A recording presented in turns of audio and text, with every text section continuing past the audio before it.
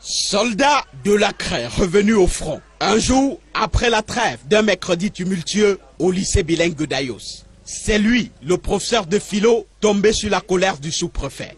Sous-préfet femme engagée dans une opération coup de poing dans les salles de classe. Caméra déclarée non grata, madame le chef de terre au téléphone. J'ai reçu un coup de fil du commissaire de sécurité publique consécutivement à une plainte de menace de mort concernant un élève de ce lycée qui était déjà même aux arrêts au niveau du commissariat.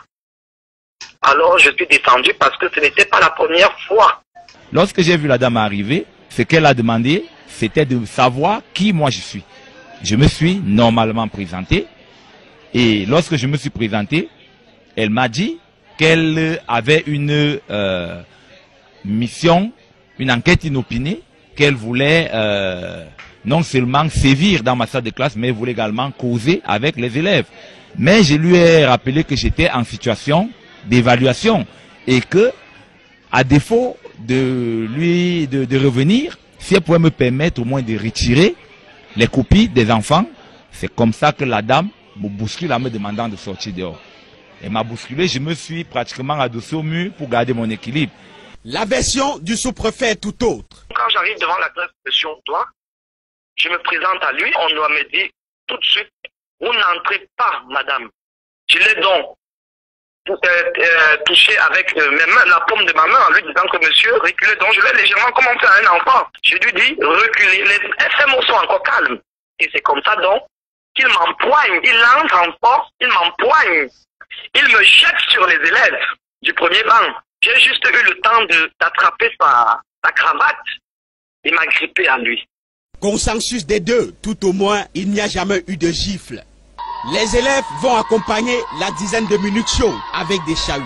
La dite classe de terminale est en fait la 9e en ce moment-là, visitée par l'autorité administrative et sa délégation.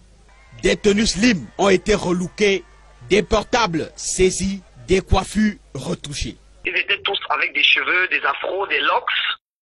Et il y en avait d'autres qui portaient des pantalons slim. L'enseignant, ajouté à la cible du sous-préfet, revendique une dignité de docteur et de fonctionnaire de catégorie A2.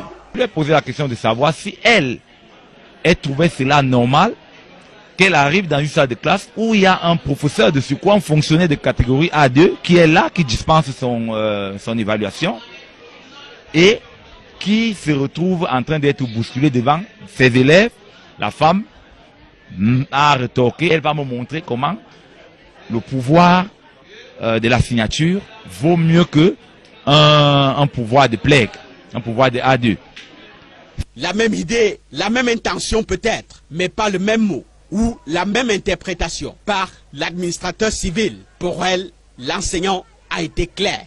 Il était un doctorant en droit, il est A2, donc ça veut signifier automatiquement qu'il est au-dessus de moi. Combat d'ego et d'autorité, puis le faire valoir. J'ai demandé donc son arrestation. Je lui ai dit que mettez-le aux arrêts pour complément d'enquête et d'information.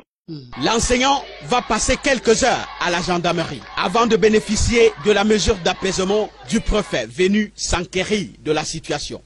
Une question, cependant, reste pendante pour le proviseur du lycée bilingue d'Ayos. Comment l'autorité peut faire irruption dans les salles de classe sans passer par le provisorat? J'ai suivi des bruits, on me dit le sous-préfet est dans les salles de classe. Elle n'est pas passée dans mon bureau, on me dit qu'elle était dans mon lycée pour telle ou telle chose, elle n'est pas passée. Faux, retorque le mis en cause. Quand je suis arrivé, monsieur Ngifak, la première chose que j'ai faite, le proviseur et moi, on s'est salué, séance tenante avec témoin à l'appui. Il m'a dit effectivement, madame, ne vous inquiétez pas, je m'en vais fermer le bureau et je vous rejoins. Je vous assure, monsieur Ngifak, le proviseur est allé s'enfermer dans le bureau. Je suis resté là une quinzaine de minutes sous le soleil. Il y a du vrai et de l'ivraie, mais Dieu seul sait.